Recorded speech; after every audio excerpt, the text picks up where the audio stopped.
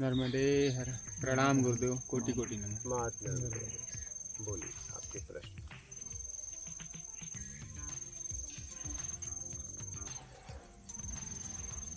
बोलिए। गुरुदेव, मानव जीवन की कीमत बैठ। क्या है, उपयोगिता क्या है? मानव जीवन की उपयोगिता मतलब कह सकते हैं जो शरीर हमें मिला है, इस शरीर की उपयोगिता क्या है। बैठो, बैठिए माता जी, इधर आ जाओ, आसन ले लो। हाँ, इधर बैठ जाओ। तो हमें जो शरीर मिला है, उस शरीर की उपयोगिता क्या? इस पृथ्वी पर जितने भी शरीर हैं 84 लाख तो बोला गया है, बाकी इतने तो हैं हम गिन नहीं सकते। ठीक है, और गिन सकते हैं तो अभी तक तो नहीं गिन पाए। गिन सकते हैं तो सकते हैं, लेकिन अभी तक तो गिन नहीं पाए। ठीक है, तो जितने भी जीव हैं, ये शरीर ऐसा है कि इसमें कर्ता का अधिकार है, बाकी किसी शरीर में कर्ता का अधिकार नहीं है। भोग और भोजन, इसमें योग और कोई नहीं करता। और आज तक इस पृथ्वी पर जितना भी बोला गया है, सुधारने की बात हुई है, तो बस मानव को, और आज तक किसी और जीव के लिए सुधारने की बात नहीं हुई है। मतलब सबसे बिगड़ा कौन है? मानव। इसलिए कि इसकी 3 प्रवृत्तियां हैं, सात्विक स्वयं की, इस शरीर की, और फिर तामसी, राजसी। ठीक है, ये शरीर की उपयोगिता तो ये है कि इस साधन के द्वारा उस परम साध्य तक पहुंचना है। भोग भोजन सिर्फ जरूरत के लिए करना था, उसमें लिप्त नहीं होना था। लिप्त हमें योग में होना था, योग के द्वारा अपने स्वयं तक पहुंचना था। संसाधन का उपयोग करके इस साधन के द्वारा उस परम साध्य तक पहुंचना था, लेकिन इसका उपयोग हमने भोग और भोजन के लिए कर लिया। और दुख आता है तब हम योग करते हैं, ऐसे नहीं क्या? छूटने के लिए नहीं। जब दुख आता है हमारे जिंदगी में, जीवन अशांत होता है हमारे कर्मों के द्वारा, जब हम बेईमानियां करते हैं और हमारा जीवन ग्रसित हो जाता है, जितनी व्यवस्थाएं थी वही व्यवस्थाएं हमें घुटन देने लगती है, तब हम योग की तरफ बढ़ते हैं। अगर आप इस शरीर में बस आप ईमानदारी से जीवन जियो, सत्कर्म करो, बेईमानी बस मत करो, तो ये आप स्वयं अपने आप तक, फिर उस परम सत्ता तक पहुंच जाओगे। क्योंकि ये शरीर ही मिला है उस परमात्मा से मिलने के लिए। मतलब आपको कुछ करना नहीं था, करके फंस गए। क्या? अब तो करके फंस गए तो करके निकालना पड़ेगा। करना कुछ नहीं है, बस जीवन जीते हुए इंतजार करना था। लेकिन आपने क्या किया? कुछ करने लगे, और करने में बेईमानी करने लगे, और करने में अपने आप को फंसा दिए, पूरी तरह उलझा दिए। अब एक तरफ क्या कर रहे हो? बेईमानी कर रहे हो, और एक तरफ आप निकलने का प्रयास भी कर रहे हो। दोनों आप ही कर रहे हो, और एकदम अशांत हो गए हो, क्योंकि ऊर्जा बेईमानी में भी खर्च हो रही है और ऊर्जा योग में भी खर्च हो रही है। तो आप ग्रसित हो जा रहे हो मानसिक। समझ में नहीं आ रहा मैं क्या करूं, क्योंकि आप एक तरफ हो नहीं रहे हो।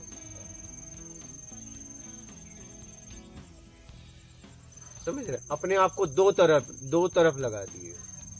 ए भी आए और ए भी आए, बेईमानी से धन भी आए और मैं स्वयं तक पहुंच भी जाऊं। ऐसा हो नहीं सकता।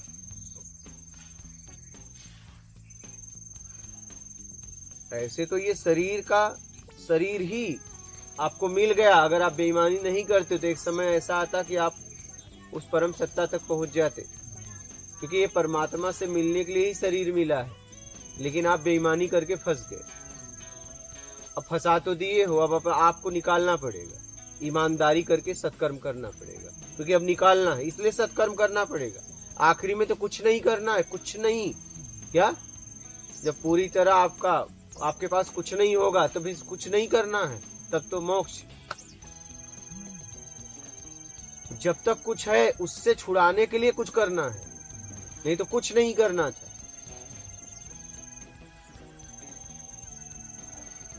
समझ रहे हो? तो हमने अपने आप को फंसा लिया। मानव शरीर है जो पैदा करके खाता है, बाकी जितने भी जीव हैं देखिए भोग भोजन खोजते हैं, क्या वो पैदा करके नहीं खाते। और सबकी पीढ़ियां चल रही है, क्या चल रही है ना? हाँ, उनको भोजन और भोग प्रकृति देती है, लेकिन वो प्राकृतिक जीते हैं। उन्हें भूख लगेगी तो भोजन करेंगे, नहीं ऐसे बैठे रहेंगे, आप भोजन रख दो कोई मतलब नहीं है। भोग का समय आएगा तो भोग करेंगे। मानव एक ऐसा है जो पूरी तरह स्वतंत्र है, चाहे जब चाहे स्वाद के लिए खाता है, पेट भरने के लिए खाता है, पेट भरने के बाद भी स्वाद के लिए खाता है, और भोग चाहे जब करता है। और अन्य पृथ्वी पे जितने भी जीव हैं देखिए भोग का उनका समय होता है। तो हमें क्या करना चाहिए था? अपनी समझ से भोग और भोजन का सिर्फ सदुपयोग करना चाहिए था, करना तो योग चाहिए था। लेकिन हम क्या किए पता है? भोग भोजन में अपने आप को उलझा दिए, स्वाद में पड़ गए, मान के चक्कर में आके हम वो कर बैठे जो हमें नहीं करना चाहिए। इस शरीर का दुरुपयोग हमने कर दिया। क्या कर दिया? दुरुपयोग। ये है, अभी भी आप इसका सदुपयोग कर सकते हो। अगर आप चाहो तो आप इसका सदुपयोग कर सकते हो, ये आपके ऊपर।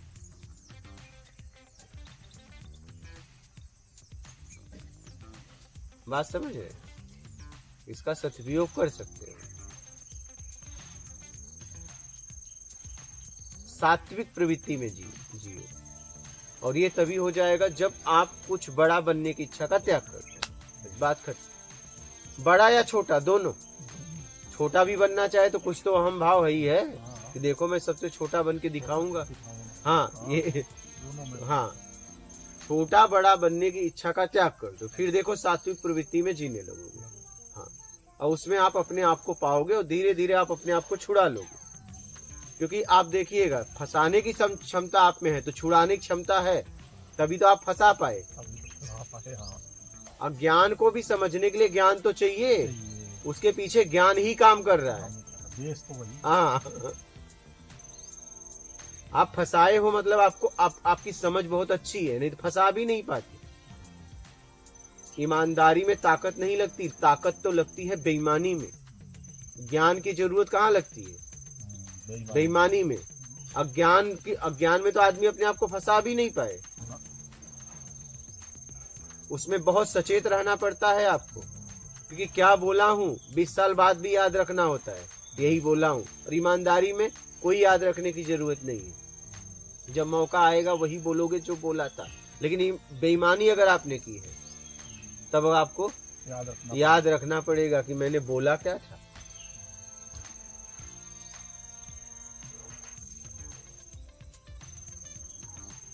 मतलब आपको अपनी समझ बुद्धि का उपयोग सबसे ज्यादा अगर कहीं करना पड़ता है तो बेईमानी में। बहुत सचेत अवस्था में आप बेईमानी करते हो। हाँ, होश में एकदम। हाँ, एकदम ताकत से, हर तरीके से। ईमानदारी तो आपके कर्म में हो रही है, ईमानदारी में कोई ताकत की जरूरत ही नहीं।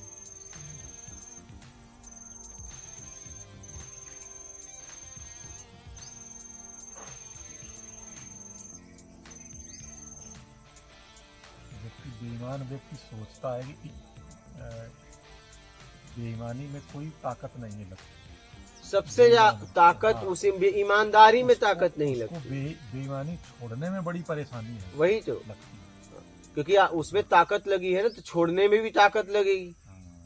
कोई चीज आपने यहाँ से उठा के ताकत से यहाँ रखा, तो फिर आप यहाँ रखना चाहते हो तो ताकत तो चाहिए। इसलिए बड़ा अपने को कमजोर पाता है। हाँ, क्यों? इसलिए कि जब वो बेईमानी किया तो अनेक लोगों ने साथ दिया, मलाई खा लिए। अब आप निकलना चाहते हो तो कोई नहीं है, खुद ही सब करना। अब पूरी ऊर्जा खुद लगानी पड़ रही है, नहीं तो सबकी ऊर्जा मिल रही थी तो आप आसानी से बेईमानी कर लिए, तो आपको आसान लगा। लेकिन जब छुड़ाना चाहते हो तो सारी ऊर्जाएं हट गई, वो लोग हट गए मलाई खा के, हाँ, ठीक है, आप अकेले बचे। अब आप निकाल नहीं पा रहे हो।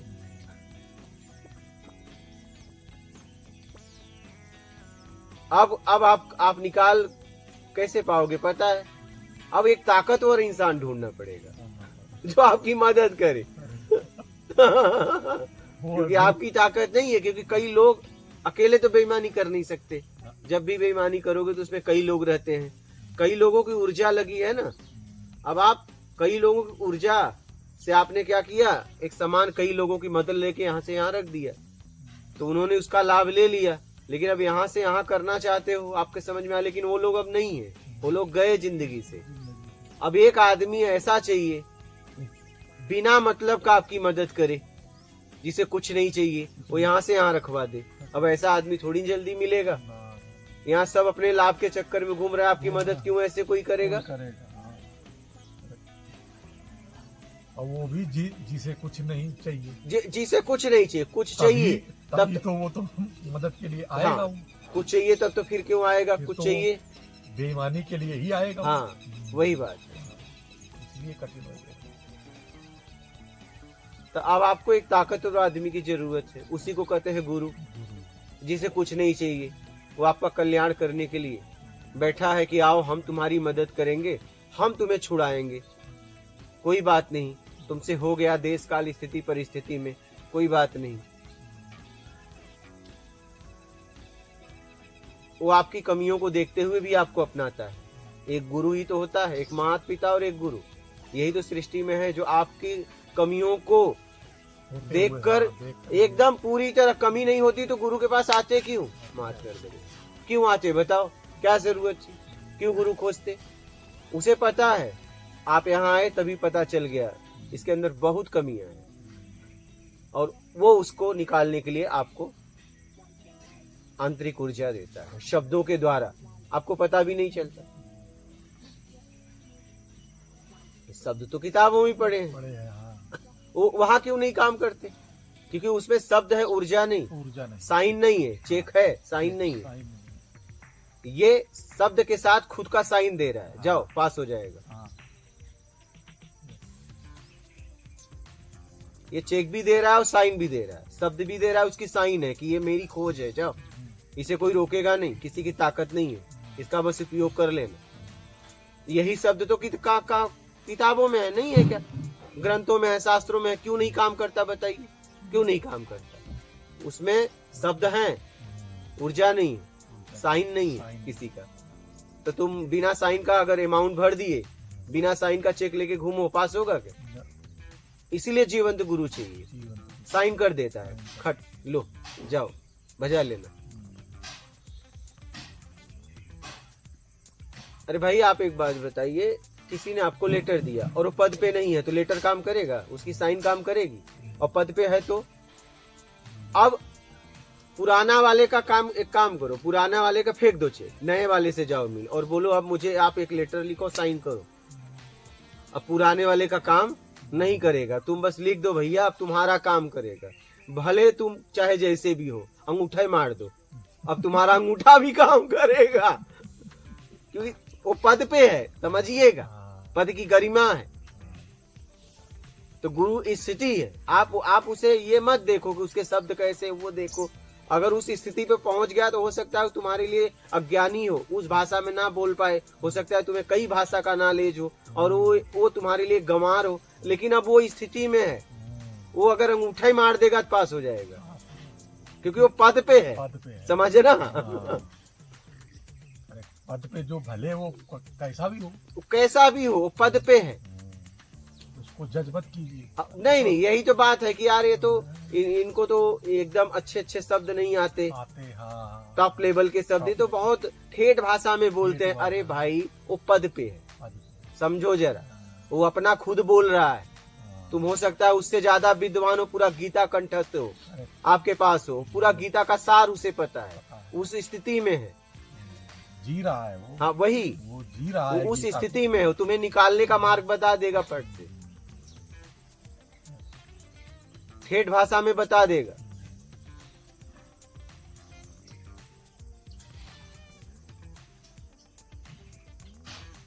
देखते नहीं आप, पढ़े लिखे आदमी जाते हैं 1 करोड़ की गाड़ी से, और एक जिसे गंवार समझते वही उनका रास्ता बताता है।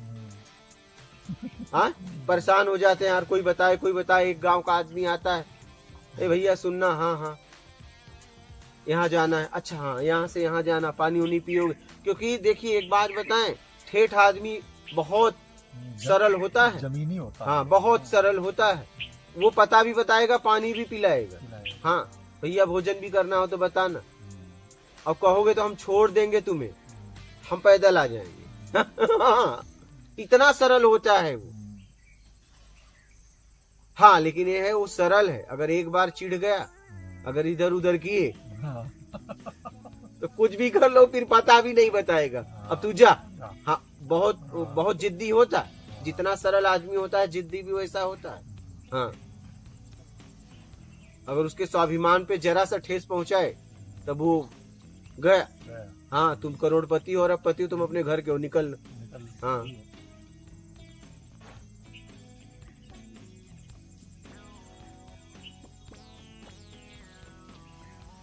इसीलिए लोगों ने कहा है, जोर दिया है कि जीवंत गुरु खोजो। हाँ,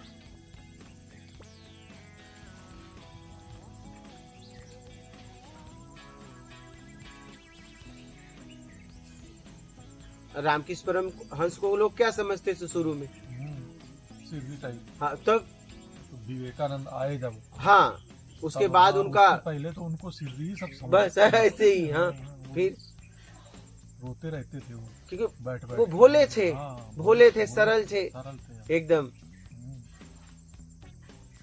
तो ऐसे लोगों का जीवन भी सरल होता है क्या? ऐसे लोगों का जीवन दिखावा में तो होता नहीं है, दिखावा आवरण से मुक्त हो जाते हैं। तो आपको लगता है कि इनसे ज्यादा तो ज्ञान मेरे पास है।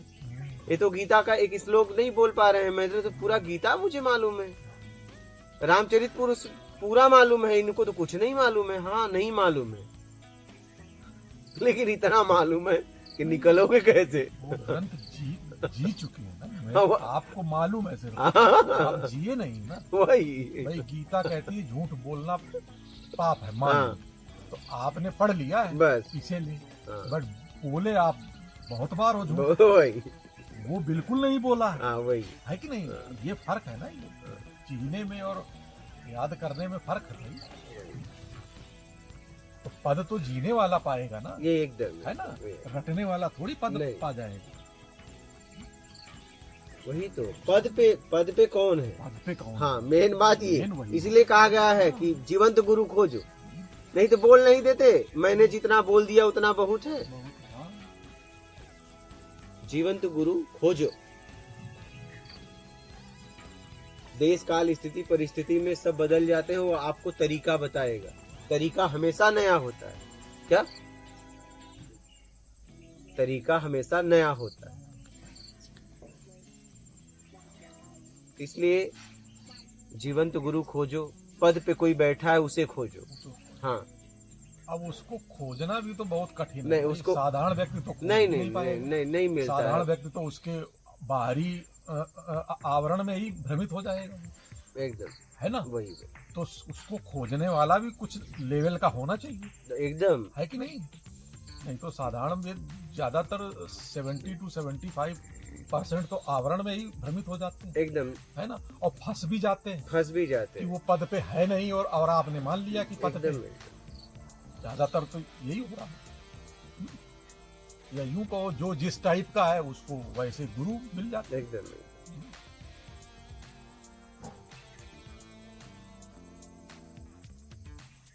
इसलिए पद पे जो बैठा है वर्तमान में उसे खोजो।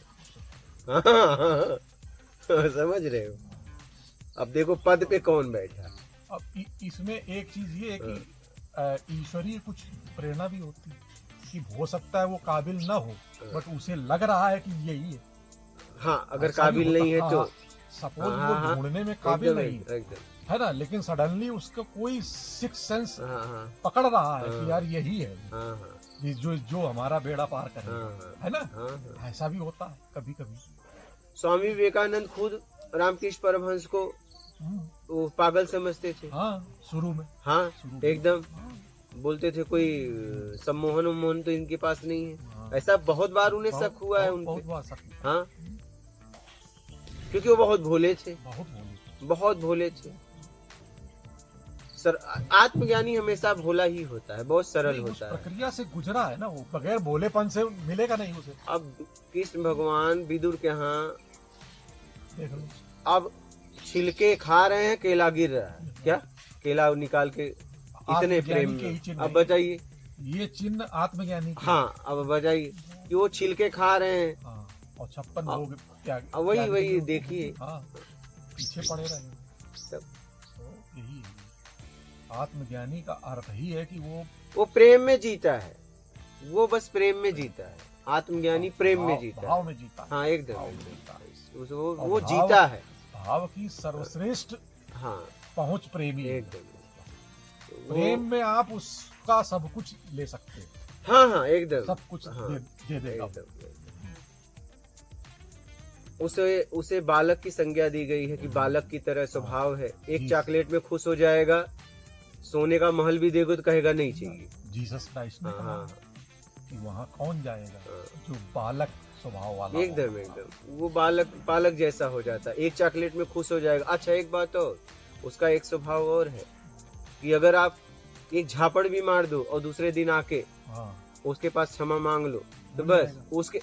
उसके अंदर मलाल नहीं रहता। मलाल नहीं रहता। आत्मज्ञानी के अंदर मलाल नहीं रहता, मलाल नहीं रहता। बदले का भाव नहीं रहता। जैसे एक बालक को आप हाँ, ये पीट दो और दूसरे दिन आए और और आपने उसे सहला दिया, एक चॉकलेट पकड़ा दिया, फिर वो ऐसा का वैसा हो गया, तरोताजा। हाँ उतनी देर के लिए वो हाँ रोएगा बस या बस दुखी होएगा। वही तो आत्मज्ञानी का स्वभाव बालक जैसा होता है। उनके अंदर मलाल नहीं होता, उनके अंदर बदले का भाव नहीं होता। ये वैसा नहीं कि आपसे वो बदला लेंगे, ये सब उनमें नहीं रहता है। और उनके साथ अगर कोई कुछ कर दिया तो उसका परिणाम तो फिर वो प्रकृति खुद वो प्रकृति प्रकृति, देती है हाँ, उसका, वो- क्योंकि वो इससे हट के है, उससे कोई मतलब नहीं है। भाई ये मैटर अब प्रकृति का है ना, एकदम कर्म दंड एकदम, देना हाँ। प्रकृति का जैसे मैटर मान है। लीजिए एक ऑफिसर को कोई बुझ बोल दे हाँ,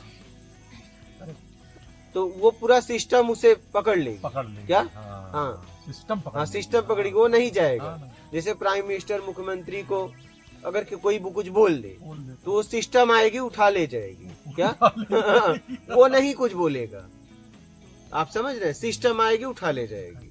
वैसे ही आत्मज्ञानी को अगर कुछ बोलोगे तो प्रकृति, क्योंकि वो ना आपसे राग है ना द्वेष है, वो तो अपना काम कर रहा है, वो भी प्रकृति का काम कर रहा है। उसका काम तो व्यक्तिगत अब रहा नहीं। जैसे मान लीजिए कोई पद पे बैठा है तो उस पद का काम कर रहा है ना, वो व्यक्तिगत काम थोड़ी न कर रहा है, समाज के लिए काम कर रहा है। तो उसके साथ कुछ भी करोगे तो सिस्टम आपको उठा लेगी अगर आप गलत करोगे तो।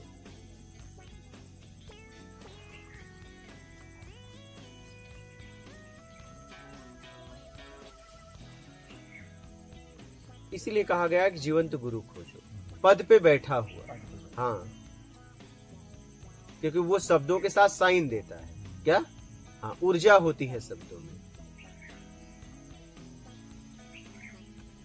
अरे तभी तो आप देखते नहीं कि अरे मैं इतना सालों से पढ़ रहा था और एक दो लाइन में सब बात समझ में आ गई, और मैं इतना सालों से पढ़ रहा था उस समझ में बात नहीं, और बात बस इतनी सी थी। बात बस इतनी सी थी। विवेकानंद ने भी कहा। हाँ? बात इतनी थी लेकिन उसके शब्दों में ऊर्जा थी, तुरंत आपको ले गई वहां तक।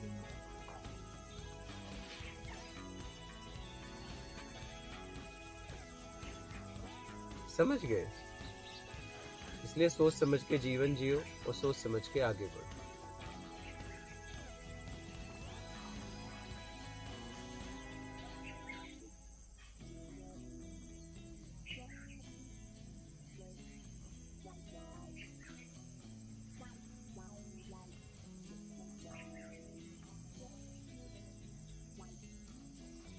ठीक है, मातरम। नर्मदे।